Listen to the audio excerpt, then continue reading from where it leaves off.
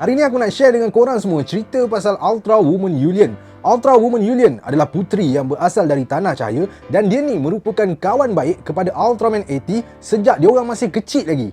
So sekarang mai aku ceritakan pasal Ultra Woman Yulian ni bermula daripada siri Ultraman 80, sebab dalam siri Ultraman 80 ni lah Ultra Woman Yulian membuat kemunculannya yang pertama. Dalam siri ni, Ultra Woman Yulian sebenarnya telah ditangkap oleh dua ekor alien yang bernama Gala-Gala dan King Galton. Tapi mujurlah Yulian berjaya melepaskan diri. Selepas tu, dia pun melarikan diri ke bumi sebab kat bumi tu ada Ultraman 80 yang telah ditugaskan untuk melindungi bumi. Si Gala-Gala ni telah pergi mencari Yulian kat bumi. Tapi kat bumi, Yulian ni telah berubah bentuk menjadi manusia dan menggelarkan dirinya sebagai Ryoko Hoshi. Kedatangan Gala-Gala telah disedari oleh Ultraman 80 dan kemudian Ultraman 80 berjaya mengalahkan Gala-Gala dan juga ketuanya iaitu King Galton. Tapi disebabkan Gala-Gala telah membunuh satu-satunya ahli wanita pasukan pertahanan UGM iaitu Emi Jono, maka Ryoko telah masuk ke dalam UGM dan menggantikan tempat Emi. Pada awalnya, Ryoko merasakan bahawa dia tidak perlu lagi untuk bertukar menjadi Ultra Woman Yulian memandangkan Ultraman 80 boleh mengalahkan semua raksasa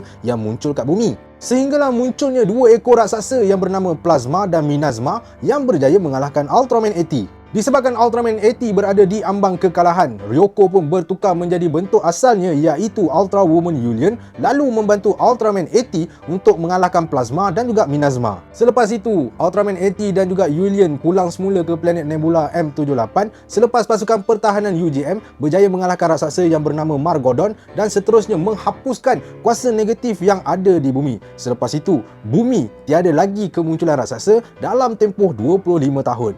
Dalam Mega Monster Battle Ultra Galaxy Legends The Movie, Yulian bersama-sama dengan Ultraman yang lain cuba untuk mengalahkan Belial yang telah datang ke planet Nebula M78 untuk merampas Plasma Spark. Tapi Yulian dengan Ultraman yang lain berjaya dikalahkan dengan sangat mudah oleh Belial. Kemudian, Belial berjaya merampas Plasma Spark dan menyebabkan semua penduduk dan seluruh planet Nebula M78 membeku. Yulian yang ketika tu sedang membantu pahlawan-pahlawan Ultra yang cedera menjadi beku dalam sekelip mata saja.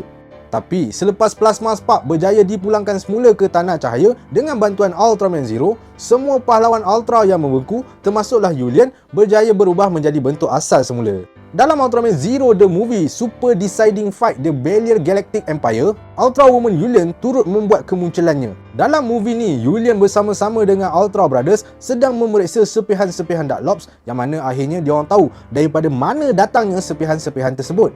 Yulian juga telah membantu Ultraman Zero untuk merentas alam semesta yang berbeza dengan memberikannya sedikit tenaga cahaya bersama dengan Ultraman-Ultraman yang lain. Selepas kedua-dua movie ini, Yulian membuat kemunculannya yang terkini dalam mini series Ultra Galaxy Fight The Absolute Conspiracy. Yulian pada ketika itu baru saja selesai membuat urusan diplomatik dengan pemaisuri planet Canaan iaitu Izana. Dia telah ke sana bersama-sama dengan seorang lagi Ultra Woman iaitu Sora. Entah macam mana, tiba-tiba Yulian dan Sora kena serang dengan seekor raksasa bernama Lugoside. Muncullah pada ketika itu, Ultraman 80 berada berhampiran dengan planet Canaan, lalu dia datang dan menyelamatkan Yulian dan juga Sora. Kemudian, semasa dalam perjalanan ke Galactic Federation Peace Conference, Yulian dan 80 telah diserang dan menyebabkan mereka berdua jatuh ke planet Abyll. Di sana, mereka telah diserang oleh alien bernama Z bersama-sama dengan askar-askar Zeton miliknya.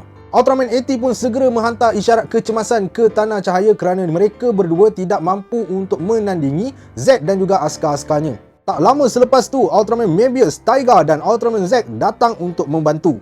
Kemudian diikuti pula dengan kedatangan Ultraman Zero, Ultraman Jonius, Ultraman Titus, Ultraman Fuma, Ultra Woman Grigio, Ultraman Reboot dan Andromelos yang turut membantu. Sedang mereka sibuk berlawan, Absolute Tartarus tiba-tiba muncul dan mahu menculik Yulian. Tapi Zero sempat menghalangnya dengan bertukar menjadi Ultimate Shining Zero dan kemudian berlawan dengan Tartarus di dalam narak. Zero tidak berjaya mengalahkan Tartarus di dalam narak kerana tenaganya kehabisan dengan sangat cepat. Zero telah dicampak keluar oleh Tartarus dan kemudian Tartarus berjaya menangkap Yulian. Tartarus pun kemudiannya menyatakan sebab kenapa dia menangkap Yulian. Dia ingin menjadikan Yulian sebagai alat pertukaran untuk mendapatkan Tanah Cahaya. Selagi mana penduduk-penduduk Ultra tidak bersetuju untuk menyerahkan Tanah Cahaya, maka selagi itulah dia akan terus menangkap Yulian. Lepas tu, Yulian dibawa masuk ke dalam narak dan di dalam tu, Yulian telah bertemu dengan satu Ultraman misteri. Kalau nak tahu sama ada Yulian berjaya diselamatkan atau tidak dan siapakah Ultraman misteri tu, kita kena sama-sama tunggu mini series Ultra Galaxy Fight The Destined Crossroad yang akan disiarkan dalam tahun ni juga.